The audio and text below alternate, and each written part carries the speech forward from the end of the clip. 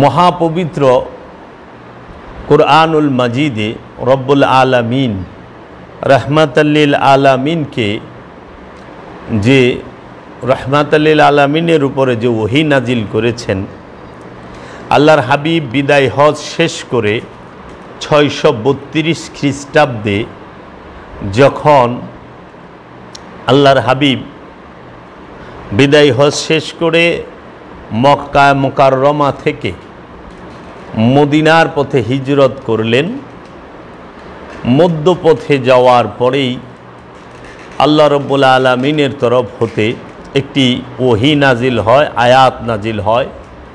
সেই আয়াতটি হচ্ছেন সূরা মায়েদার 67 নম্বর আয়াত। আল্লাহ রাব্বুল আলামিন রহমাতাল্লিল আলামিনকে উদ্দেশ্য করে বলেছেন, ইয়া আইয়ুহার রাসূল বাল্লিগ মা উনজিলা ইলাইকা মির রাব্বিকা, হে রসুল, আপনার রব হইতে আপনার নিকট যাহা নাজেল করা হয়েছে আপনি তাহা প্রচার করুন। ওয়া ইন লাম তাফআল ফামা বাল্লাগতা রিসালাতাহু,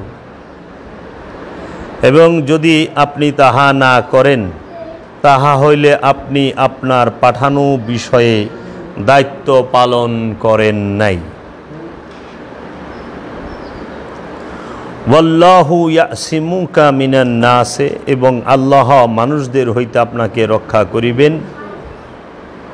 ইন্নাল্লাহা লা ইয়াহদিল কওমিল কাফিরিন, নিশ্চয় আল্লাহ কাফির কওমদের হেদায়েত করেন না। এই আয়াতটি যখন নাজিল হয়, হে রসুল, আপনার রব হইতে আপনার নিকট যাহা নাজিল করা হয়েছে আপনি তাহা প্রচার করুন, এবং যদি আপনি তাহা না করেন তাহা হইলে আপনি আপনার পাঠানো বিষয়ে দায়িত্ব পালন করেন নাই। আল্লাহর রসুলকে যে আল্লাহ দায়িত্ব দিয়েছেন এবং যাহা প্রচার করার সেইটি অপূর্ণ থেকে যায়। এই ওহী নাজিল হওয়ার পরে আল্লাহর হাবিব রহমাতাল্লিল আলামিন তিনি মদিনার উদ্দেশ্যে ছিলেন 18ই জিলহজে। ঠিক এই সময়টাই আসরের পরের যে সময়টি, এই সময়ে গাদির এই খুম নামক স্থানে, খুম মানে হলো জলাশয়, এই খুম নামক স্থানে সবাই জমা হয় গাদির। আল্লাহর হাবিব 1,29,000 সাহাবাকে নিয়ে বিদায় হজের পরে মক্কা মুকাররমা থেকে মদিনার উদ্দেশ্যে গমন করতেছিলেন। ঠিক সেই সময় এই 1.25 লক্ষ সাহাবিকে এই গাদিরে খুম নামক স্থানে একত্রিত করে উটের পিঠে, দুটো উটের পিঠে স্টেজ করে উঁচু স্থানে উঠে, উটের উপরে উঠে আল্লাহর হাবিব মাওলায় মুর্তজা, মাওলায় কায়নাত, মাওলা আলী করমল্লাহু ওয়াজহুর যে মাওলায়াতের ঘোষণা সেটি তিনি প্রদান করলেন। এবং আল্লাহর হাবিব তিনি মাওলা আলী করমল্লাহু ওয়াজহুকে রিসালাত এবং বেলায়েতের দায়িত্ব অর্পণ করলেন। এই গাদিরে খুম দিবসেই আল্লাহ রাব্বুল আলামিন উল্লেখ করেছেন যে এই ইসলামের পরিপূর্ণতাকে। আল্লাহর হাবিব রহমাতাল্লিল আলামিন গাদিরে খুমে মহানবী গাদিরে খুমের মধ্যে মাওলা আলী করমল্লাহু ওয়াজহুকে সঙ্গে নিয়ে স্টেজের উপরে উঠে সবার সামনে বললেন যে আমি কি তোমাদের জান হইতে প্রিয় নই? সবাই এক বাক্যে বললেন, নিশ্চয়ই ইয়া রাসূলুল্লাহ, আপনি আমাদের জান হইতে প্রিয়।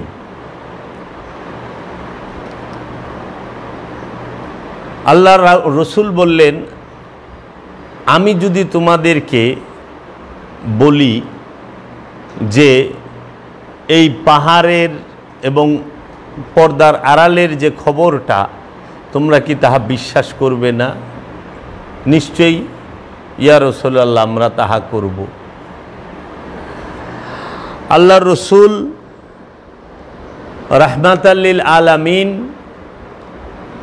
এই গাদিরে খুমের মধ্যে দাঁড়িয়ে বললেন 1,29,000 সাহাবীর সামনে, হে আমার উম্মতেরা, হে আমার মুরিদেরা, হে মানব জাতি, হে মুসলমানেরা, আমি তোমাদের কাছে দুইটা ভারী জিনিস রেখে যাচ্ছি।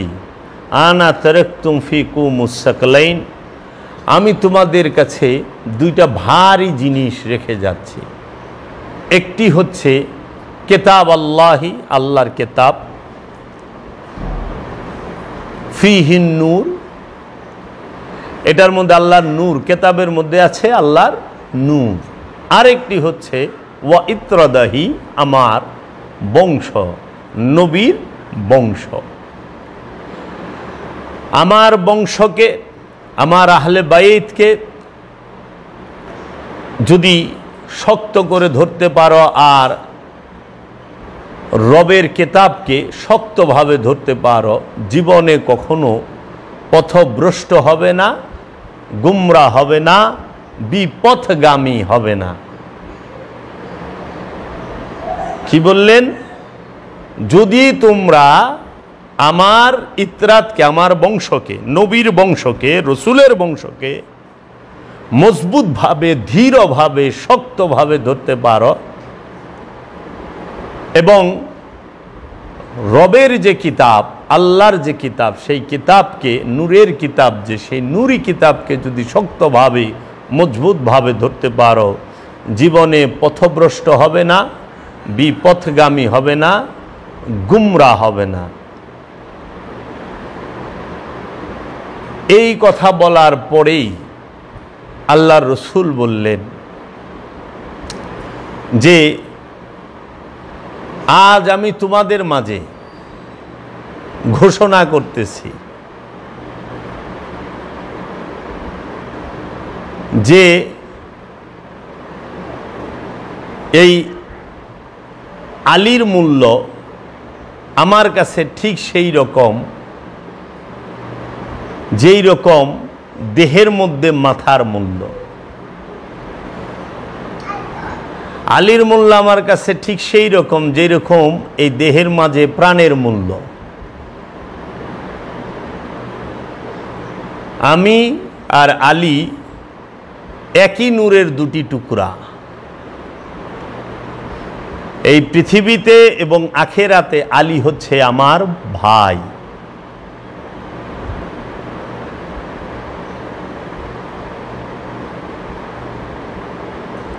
আল্লাহর রসুল সবার সামনে বললেন, মান কুন্তু মাওলাহু ফাহাজা আলিয়ুন মাওলাহু, আমি যার মাওলা, এই আলীও তার মাওলা। এইখান থেকেই আমরা বলে থাকি মাওলা আলী করমাল্লাহু ওয়াজহু। মাওলা আলী, মাওলা শব্দের অর্থ হচ্ছে প্রভু, অভিভাবক। মাওলানা আমাদের প্রভু, মাওলাকুম তোমাদের প্রভু, তোমাদের সকলের প্রভু। এখন আমরা যদি এমনি কোনো একজন ব্যক্তিকে মাওলানা বলে ডাকি, কারো কোনো ব্যথা লাগে না, কিন্তু আমরা যখন মাওলা আলী বলে ডাকি তখন অনেকের ব্যথা লাগে। মাওলা বলি আর মাওলানা, মাওলা মানে অভিভাবক, প্রভু, আর মাওলানা মানে সদা প্রভু, আমাদের প্রভু, আমাদের প্রভু। আল্লাহর হাবিব রাহমাতাল লিল আলামিন 1,29,000 সাহাবীর সামনে বললেন, আমি তোমাদের মাঝে দুটি ভারী জিনিস রেখে যাচ্ছি। একটি হচ্ছে আল্লাহর কিতাব, আর একটি হচ্ছে আমার বংশ, ইতরাত, আহলে বাইত। এই ইতরাতকে, নবীর রসুলের বংশকে, নবীর বংশকে আল্লাহ রসুল আমাদের কাছে রেখে গেলেন এবং আল্লাহ রসুলের কিতাব, যে রবের কিতাব, নূরের কিতাব, নূরি কিতাব, সেটা রেখে গেলেন। একটু খেয়াল করেন, 632 সালে আল্লাহর হাবিব মক্কা বিজয় করে যখন মদিনা মুনাওয়ারার দিকে যাচ্ছেন, তখন কিন্তু কোরআন লিপিবদ্ধ হয় নাই, কোরআনকে এইভাবে বাইন্ডিং করা হয় নাই লিখিত আকারে, কোরআন বাইন্ডিং হয় নাই। কিন্তু আল্লাহর রসুল বলে যাচ্ছেন, আমি তোমাদের মাঝে রেখে যাচ্ছি আল্লাহর কেতাব। কেতাব অর্থ যদি কোরআন বোঝানো হয়, সেই কোরআন কি এই আরবি ভাষা কাগজ কালিতে লেখা কোরআন, নাকি আল্লাহর নূরের কোরআন, আল্লাহর জিন্দা কোরআন, আল্লাহর জবানি কোরআন? আল্লাহর রসুল যখন বলতেছে গাদিরে ঘুমের মধ্যে, আমি তোমাদের কাছে দুইটা ভারী জিনিস রেখে যাচ্ছি, একটি আল্লাহর কেতাব মানে কোরআন, আরেকটি হচ্ছে নবীর ইতরাত মানে বংশ। একটু খেয়াল করেন, আল্লাহর রসুলের ইন্তেকালের 16 বৎসর পরে, 16 থেকে 20 বৎসর পরে কোরআন লিপিবদ্ধ হয়, কোরআনুল মাজিদ। আর আল্লাহর রসুলের উফাতের প্রায় 300 বছর পরে হাদিস লেখা হয়। তারপর হইল অন্য এজমা কিয়াসের কিতাবগুলো। আল্লাহর রসুল ইন্তেকাল করেন, ওফাত করেন, পর্দা গ্রহণ করেন 632 সালে। আর ইমাম বুখারী রাহিমাহুল্লাহর জন্ম হয় 810 সালে। বিশাল গ্যাপ। আল্লাহ রসুল বলে যাচ্ছেন, আমি আমার বংশ এবং আল্লাহর কেতাব রেখে যাচ্ছি। কিন্তু উমাইয়া আব্বাসিয়াদের চক্রান্তে তাহারা কি করলেন, লিখে দিলেন যে আমি তোমাদের কাছে দুটি জিনিস রেখে যাচ্ছি, একটি কেতাব আল্লাহি ওয়া সুন্নাতিহি, নবীর সুন্নাত, নবীর সুন্নাত। তাহলে কথা তিনটা হয়ে গেল না? রসুল বললেন, আল্লাহ রসুল বললেন কোরআন আর কেতাব, কেতাব আর ইতরাত। আর সমাজে রটানো হলো কেতাব আর সুন্নাত, ইতরাত বাদ দিয়ে দিল। এটা কে দিল বা? এই উমাইয়া আব্বাসিয়া রাজবংশ, যারা আল্লাহর রসুলের ইতরাতদেরকে, বংশধরকে নির্মমভাবে হত্যা করেছে, তাহারা দিয়েছে। যারা শক্তির পূজা করেছে,